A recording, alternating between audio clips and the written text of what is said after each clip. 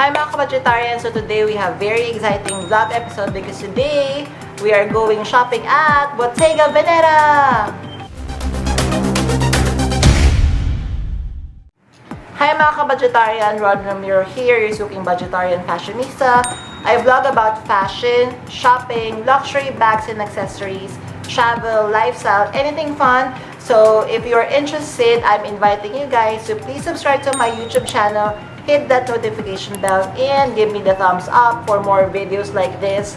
Also, please do follow me on Instagram.com/Ramirify so you are going to get daily updates from me. Alright, so mga ka-budgetarian, this is a very exciting day because like what I mentioned, we are going shopping at Bottega Veneta.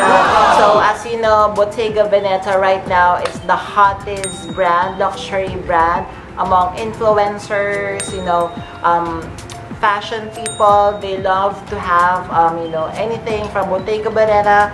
And eto na guys, I'm very happy to share. I'm sure, diba, you've seen all my previous shopping adventures. Like for example, my Louis Vuitton in Dior shopping experience at Soler. So let me link it up here. Then there's also my shopping experience still at Soler. So we have the Prada, Fendi, Versace. So let me link it up here. And I also have my shopping adventure at Greenbelt 3, so let me link it up here. So hopefully mga ka-budgetarian, you were able to view all those previous shopping adventures. If not, I'm also going to link it at the description box. So today, we are going to do the same thing. So I went to Greenbelt 4 because we have our own Bottega Veneta. And me personally, I would also like to check the bags, the shoes, and all the accessories available there. And best part mga ka-budgetarian, this is what I do because my love for everyone, for you guys, I would be including the prices in Philippine pesos. So we would have an idea how much are the prices at Bottega Veneta. So here is the video. Enjoy!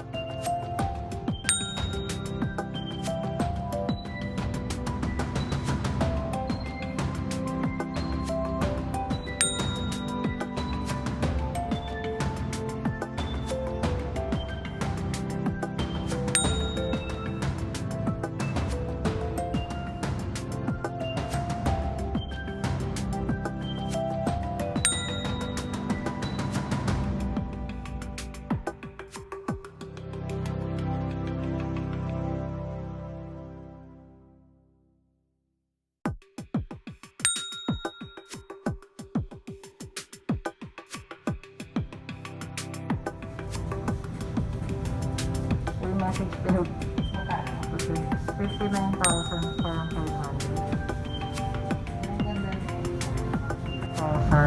500. 206,500. Pero the chain talaga has weight on it.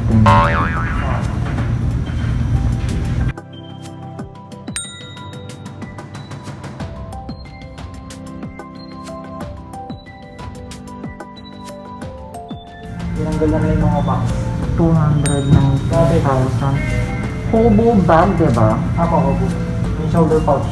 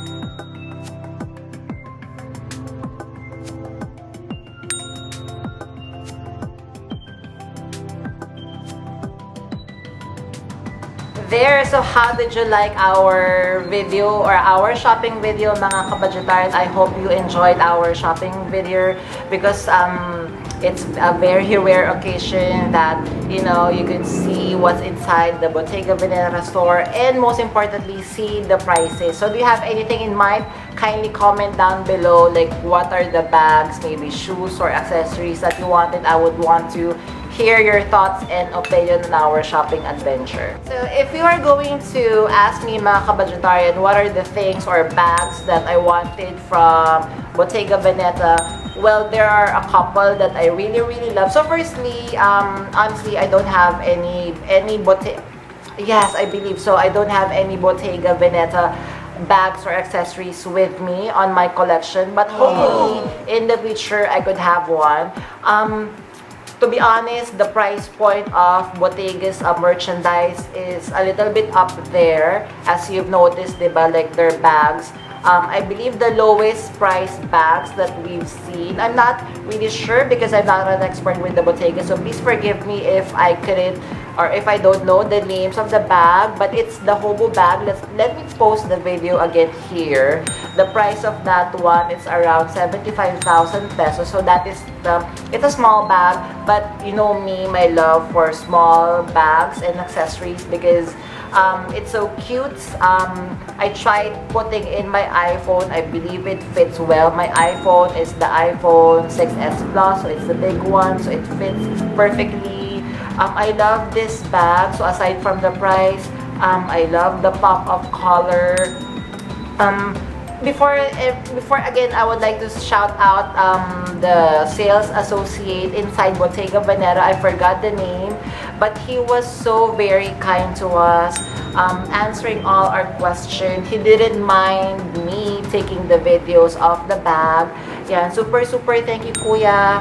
Good job. Yeah. So he said when I asked him like what's the best color right now, or what's the hottest color trend for Bottega Veneta, so he said two things would be sherbet and oh my god, I forgot the name. The sherbet, I believe, is the one in yellow, and then there is one in green. I forgot what they call the like the color lime, or you know, neon green color. So those are the two hottest colors of, you know, Bottega Veneta currently. So I love that bag. It's cute, it's small. Although I'm a little bit hesitant with the material, because most of, as you know, most of the materials that Bottega are using for their bags, their luxury bags, are made of lambskin, I believe. So lambskin are the softest, most delicate leather that you could use for the outside portion of the bag. Mostly, in my experience, lambskin are being used for the lining because it's so soft. But also, I have a couple of bags then na made of lambskin leather. And whenever I have, or whenever I'm carrying these bags made of, you know, the outer layer of the bag made of genuine lambskin leather, I'm so super careful in carrying them, as you know, it's like I'm protecting and babying these bags, because lambskin are very easily scratchable and very easy to damage. I've asked the SA at Bottega Veneta what would happen, like for example, I purchased a bag worth 250,000 and it got damaged. So good thing they do repairs, but we don't do it here, or they said they don't do it here in the Philippines. They would get your bag, send it to Italy, where the bags are made, and then of course they're going to give you a quotation. So from there, we would know like how much it would cost you to have your bags repaired. So I'm a little bit scared. Siguro yun yung a little bit reason as well why I'm hesitant to buy a Bottega Veneta bags as of the moment, is because the leather that they're using are super sensitive and super fragile. But again, the styles are really good. So aside from the 75,000 bag, to be honest, like for example, if I would have enough or extra money to spend on, you know, a higher price bag, of course, one of the hottest design bags of Bottega currently. So again, the new designer or artistic director of Bottega is Daniel Lee. So when he came in, he changed the entire, you know, look of Bottega Veneta. He made it more fresh, more young, more contemporary. That's why you would see a lot of influencers right now on Instagram, maybe on TikTok, in YouTube. They would be carrying these bags even though it doesn't have any logo. with the design itself, you would instantly know that they're carrying the Bottega Veneta, especially with the signature weave of Bottega. So he was able to modernize this one. So the bag that I wanted is they call it the cassette tape bag or the cassette bag. So it looks like a camera bag. The signature Bottega weave is, again, let me put the video here so you would have an idea. So this one, I'm going also to include the price. So the price range of this one is a little bit higher. So it comes in two designs. One is the non-padded or not, the weave is not padded as what the essay told us. And then there is the padded cassette bag. So what I wanted personally is the padded one because it looks more fluffier and more, you know, cuddlier, and it looks more modern to me versus the non-padded cassette tape bag. It looks a little bit like the, you know, the old Bottega, but what I wanted right now is the new Bottega. So that one, I also love this bag, and I believe it comes in different colors. And what I like about this one, it has a sling, I believe, if I'm not mistaken. So it comes with a sling. You know me, my criteria for before buying a bag, at least it should have, you know, a provision for a sling, so wherein you could carry it as a shoulder or a crossbody. And the structure, so I believe the cassette is a little bit more structured compared to the pillow bags of Bottega. And of course, if it would have, the best is if it would have a top handle, then definitely I would go for that bag. Unfortunately, that's a little bit, I wish the cassette tape bag was a handle, but it didn't have.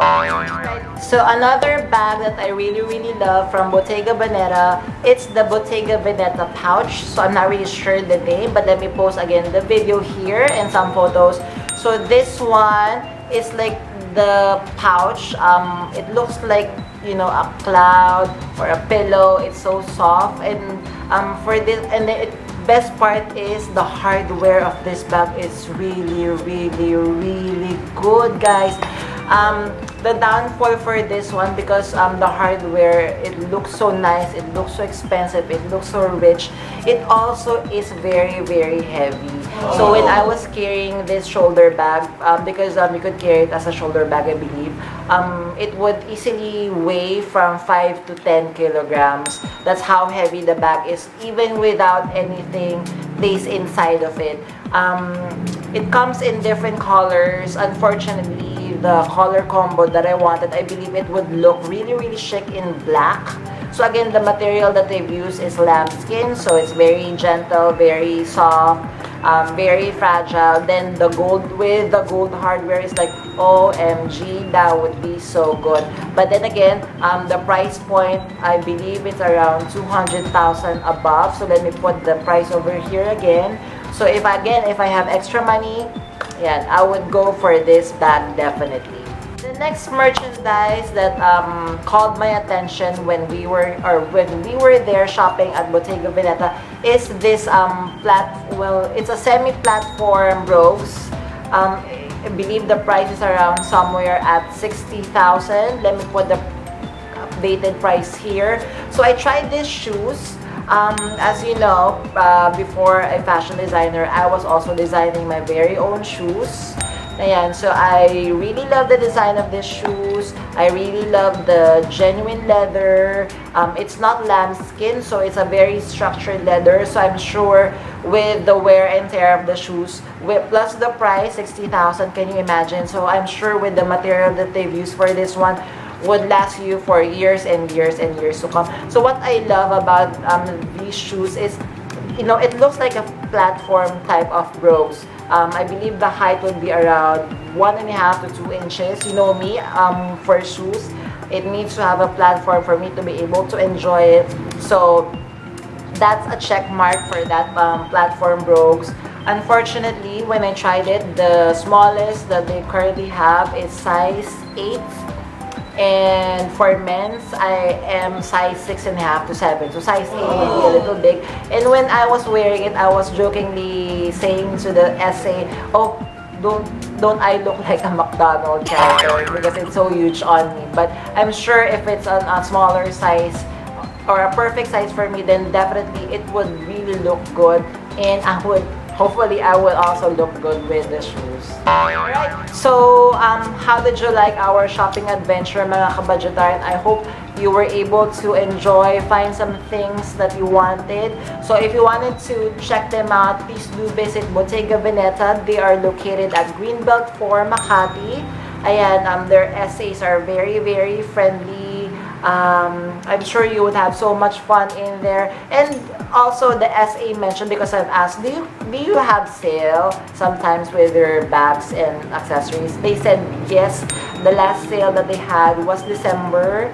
So I'm pretty sure December this year. So if you could pass by the store, or just maybe just check the store and ask directly the SA when would be their next sale, then I would suggest buy a Bottega Veneta bag whenever they're on sale, so that you would get, you know, good purchase for your money. Alright, so mga kabudgetarian, before we end this video, I would like to say thank you to Missy at home. Missy, thank you so much for watching our video, liking our video, and leaving a comment. Super thank you. Alright mga kabudgetarians, so if you haven't subscribed to my channel, I'm inviting you guys to please subscribe to my channel, hit that notification bell, and give me the thumbs up for more videos like this. So please do follow me on Instagram.com/Ramir5 for daily updates coming from me, so that you would know my next schedule for our next vlog episode. Again mga kabudgetarian, again, super thank you for joining me for today's vlog episode. I'm hoping that you guys enjoyed our shopping video. Please stay safe and I will see everyone soon. Bye!